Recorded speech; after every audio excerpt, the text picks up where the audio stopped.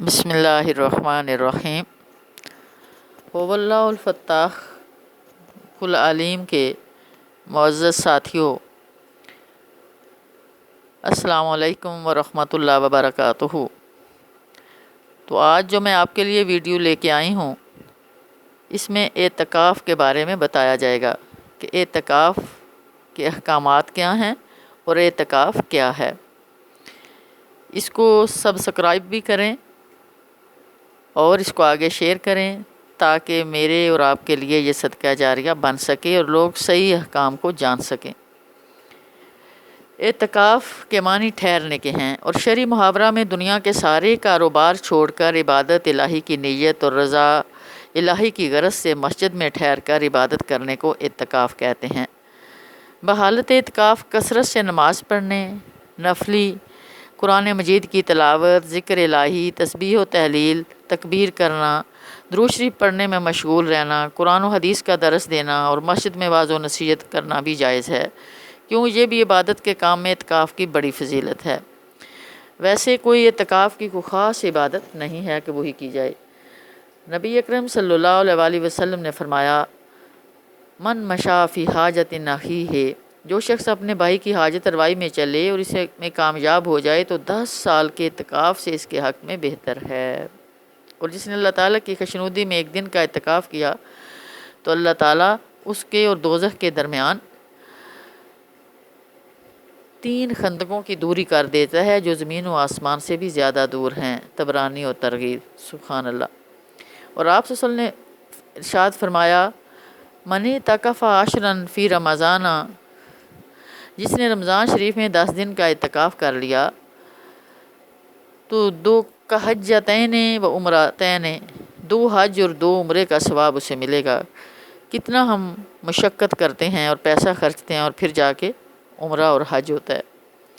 موتقف کا عاقل مسلمان ہونا اور حیض و نفاس اور جنابت سے پاک اور صاف ہونا اور اعتکاف کی نیت کرنا اور مسجد کا ہونا ضروری ہے۔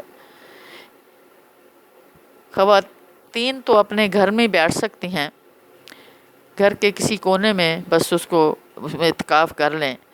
اعتکاف کی 2 قسمیں ہیں، نمبر 1 فرض اور نمبر 2 سنت۔ فرض یہ ہے کہ نظر منت مان کر اپنے اوپر لازم کر لے، یعنی یوں کہے کہ میں اللہ کے واسطے اعتکاف کروں گی یا کروں گا تو اس کا ادا کرنا فرض ہے، لیکن مجھے نہیں آج تک پتہ چلا کہ کسی نے اعتکاف کی منت مانی۔ حضرت عمر رضی اللہ تعالیٰ انہوں نے اسلام لانے سے پہلے اعتکاف کی منت مانی تو رسول صلی اللہ علیہ وسلم سے پوچھا کہ آپ نے فرمایا تو اپنی نظر پوری کرو۔ بخاری شریف کے اندر یہ واقعہ ہے۔ اور رمضان شریف کے آخری عشرہ میں 10 روز کا اعتکاف سنت ہے، یہ سنت موقدہ ہے۔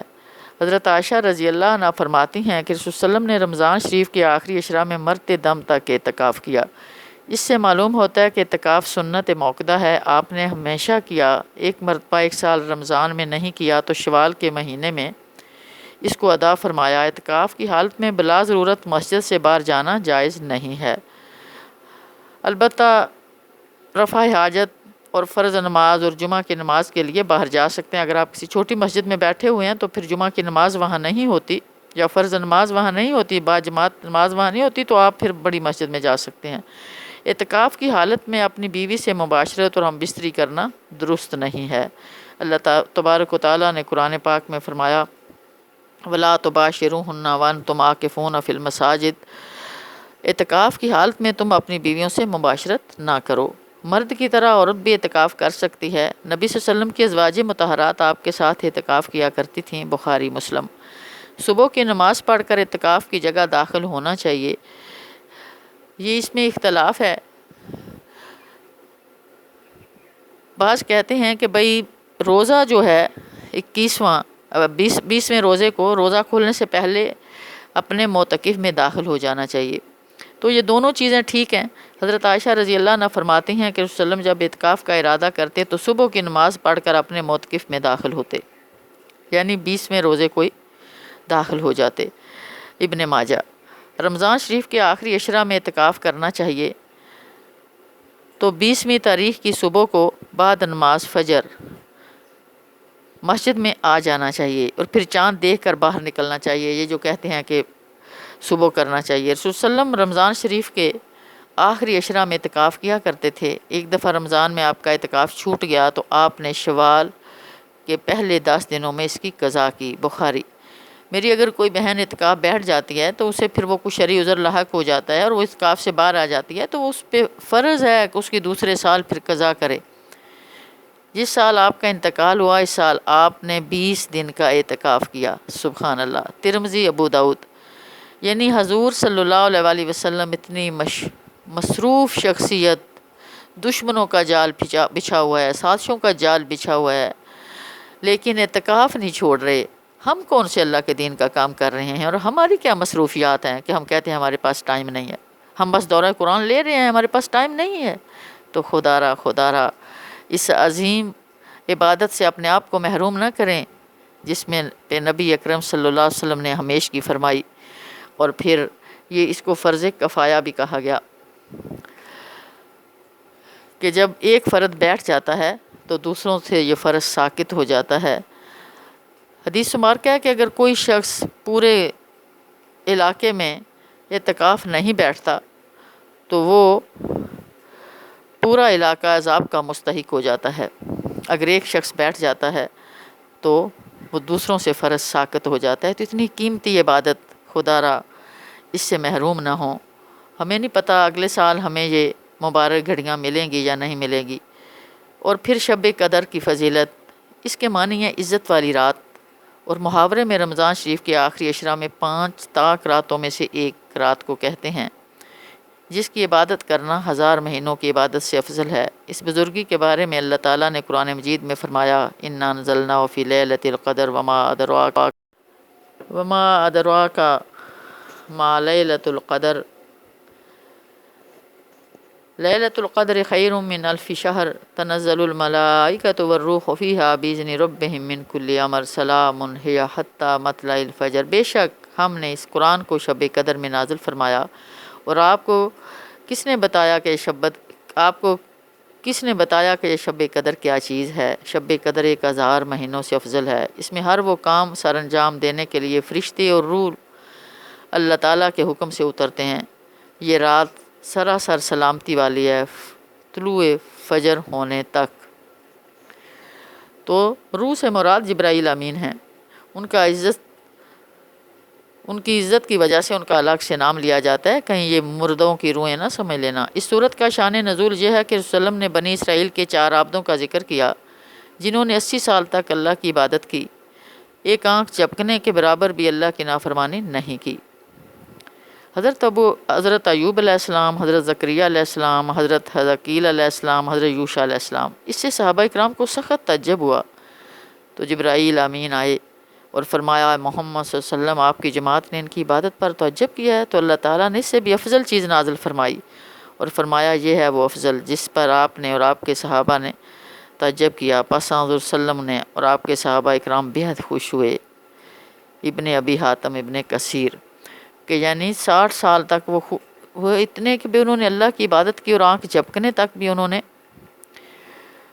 اللہ کی نافرمانی نہیں کی۔ تو اللہ نے سبحان اللہ امت محمد صلی اللہ علیہ وسلم کو ایک ایسی رات دی جو 1000 مہینوں سے افضل ہے۔ اس کی عبادت 1000 مہینوں سے افضل ہے، کیونکہ امت محمدیہ کی عمریں بہت تھوڑی ہیں، پہلی امتوں کی تو عمریں لمبی ہوتی تھیں۔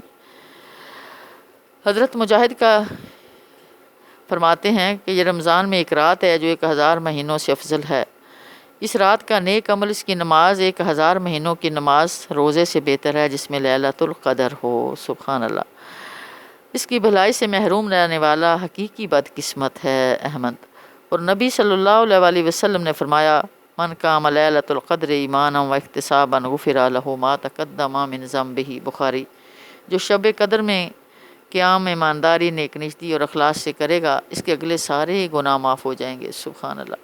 اس رات میں فرشتے اترتے ہیں اور مومن مردوں اور عورتوں کے لیے دعائیں کرتے ہیں۔ نبی اکرم صلی اللہ علیہ وسلم نے فرمایا، جب شب قدر ہوتی ہے تو جبرائیل امین کو اللہ تبارک و تعالیٰ حکم دیتے ہیں کہ وہ فرشتوں کی جماعت کے ساتھ زمین پر اتریں، اور ان کے ساتھ سبز جھنڈا ہوتا ہے جس کو بیت اللہ شریف کی چھت پر نصب کر دیتے ہیں، اور حضرت جبرائیل علیہ السلام کے 600 بازو ہیں، ان میں سے 2 پر ایسے ہیں جن کو صرف شب قدر میں پھیلاتے ہیں۔ سبحان اللہ۔ جو مشرق سے مغرب تک پھیل جاتے ہیں۔ 600 ان کے پر ہیں، یہ انبیاء پہ وحی لے کر آنے والے فرشتے ہیں۔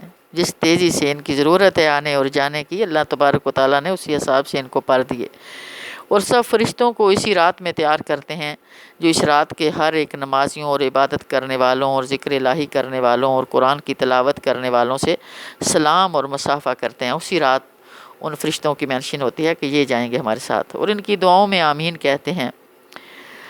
جبرائیل امین حکم دیتے ہیں کہ پوری دنیا میں پھیل جاؤ، جہاں کوئی اللہ کا ذکر کر رہا ہے، کیونکہ لیلۃ القدر کی کوئی خاص عبادت نہیں ہے، کوئی نفل پڑھ رہا ہے، کوئی قرآن پڑھ رہا ہے، کوئی اللہ کا ذکر کر رہا ہے، کوئی درود شریف میں مشغول ہے، کوئی استغفار میں مشغول ہے، تو فرماتے ہیں ان کے ساتھ مصافحہ کرو اور ان کی دعاؤں کے پیچھے آمین کہو۔ صبح صادق تک ایسے ہی ہوتا رہتا ہے۔ صبح ہونے کے بعد جبرائیل امین علیہ السلام حکم دیتے ہیں کہ سب آ جاؤ، واپس چلو۔ تو فرشتے ان سے پوچھتے ہیں کہ اللہ تعالیٰ نے آج امت محمدیہ کے ساتھ کیا سلوک کیا؟ تو حضرت جبرائیل علیہ السلام فرماتے ہیں اللہ تعالیٰ نے سب کو نظر رحمت سے دیکھ کر اسی رات معاف کر دیا۔ سبحان اللہ۔ لیکن اگلی بات جو ہے یہ بڑی ڈرا دینے والی ہے، میں اور آپ اپنا محاسبہ کریں۔ اللہ تعالیٰ نے سوائے 4 آدمیوں کے ان کی صحابہ اکرام صلی اللہ علیہ وسلم سے پوچھا کہ اللہ کے رسول وہ 4 آدمی کون ہیں؟ تو آپ صلی اللہ علیہ وسلم نے فرمایا ایک شراب پینے والا، دوسرا والدین کی نافرمانی کرنے والا، یہ والدین کی نافرمانی آج ہر دوسرے گھر کا مسئلہ ہے، تیسرا رشتہ توڑنے والا، قطع رحمی کرنے والا، رحم کے رشتوں کو خراب کرنے والا، چوتھا کینہ رکھنے والا۔ ہماری جوائنٹ فیملی سسٹم ہوتے ہیں، بات آئی گئی ہو جاتی ہے لیکن دلوں سے بات نہیں جاتی اور بدلہ لیا جاتا ہے۔ تو اللہ نہ کرے یہ 4 جو رذائل اخلاق میں سے یہ 4 چیزیں ہیں یہ ہمارے اندر رہ جائیں اور ہم ان مبارک گھڑیوں سے محروم ہو جائیں، ہماری ساری رمضان کی تقویٰ ضائع ہو جائے۔ خدا را اپنا جائزہ لے کے آج ہی اپنے دل کو صاف کر لیں، ابھی 2 راتیں باقی ہیں۔ اس مقدس رات کو غنیمت سمجھ کر تمام مسلمان بہن بھائیوں کو چاہیے کہ نیک نیتی اور خشوع خضوع کے ساتھ عبادت کریں، قرآن مجید کی تلاوت، تسبیح و تحلیل، تکبیر اور توبہ استغفار میں رات بھر مشغول رہیں۔ رسول صلی اللہ علیہ وسلم آخری عشرہ کے اندر عبادت کرنے میں اتنی کوشش کرتے کہ اور دنوں میں اتنی کوشش نہیں کرتے تھے۔ مسلم حضرت عائشہ رضی اللہ تعالیٰ عنہا فرماتی ہیں کہ میں نے رسول صلی اللہ علیہ وسلم سے پوچھا وَإِذَا دَخَلَ الْعَشْرَ، جب آخری عشرہ آ جاتا تو آپ کمر کاس لیتے، شب بیداری کرنے اور اپنے گھر والوں کو بھی اس کام کے لیے جگاتے۔ اس میں ہم بھی اپنے گھر والوں کو جگائیں۔ حضرت عائشہ رضی اللہ عنہ فرماتی ہیں کہ میں نے رسول صلی اللہ علیہ وسلم سے پوچھا اگر میں شب قدر کو پا لوں تو اللہ تعالیٰ سے میں کیا دعا مانگوں؟ تو آپ نے فرمایا تم اس دعا کو مانگنا، اللہم انک عفو تحب العفو فاعف عنی، اے اللہ تو معاف کرنے والا ہے اور معافی کو پسند کرتا ہے، سبحان اللہ، بس تو مجھے معاف کر دے۔ انی ترمذی کی یہ حدیث ہے کہ اللہ تو مجھے معاف کر دے۔ شب قدر کی نشانی یہ ہے کہ اس رات میں سکون ہوتا ہے، نہ زیادہ گرمی ہوتی ہے اور نہ زیادہ سردی، اور نہ اس رات میں ستارے جھڑتے ہیں، آسمان روشن اور صاف ہوتا ہے، اس کی صبح کو سورج کی شعائیں ہلکی ہوتی ہیں۔ شب عید کی بھی بڑی فضیلت ہے، جو عید رات کو جاگ کر عبادت کرے گا، جو عید رات کی جاگ کر عبادت کرے گا وہ جنت میں داخل ہوگا اور قیامت کے دن اس کا دل زندہ رہے گا۔ نبی اکرم صلی اللہ علیہ وسلم نے فرمایا من قام لیلۃ العیدین محتسبا لم یمت قلبہ یوم تموت القلوب، جو شخص دونوں عیدوں کی شب بیداری کرے گا نیک نیستی اور اخلاص سے تو اس کا دل نہیں مرے گا جس دن اوروں کے دل مردہ ہو جائیں گے۔ نیز آپ صلی اللہ علیہ وسلم ابن ماجہ، آپ صلی اللہ علیہ وسلم نے فرمایا جو ان 5 راتوں کو جاگیں گے اس کے لیے جنت واجب ہو جائے گی۔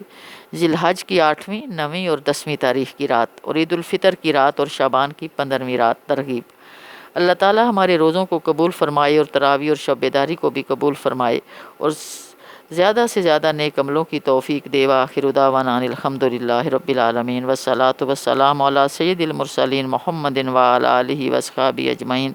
بارک اللہ لنا لکم فی القرآن العظیم ونفعنا وإیاکم بالآیات والذکر الحکیم۔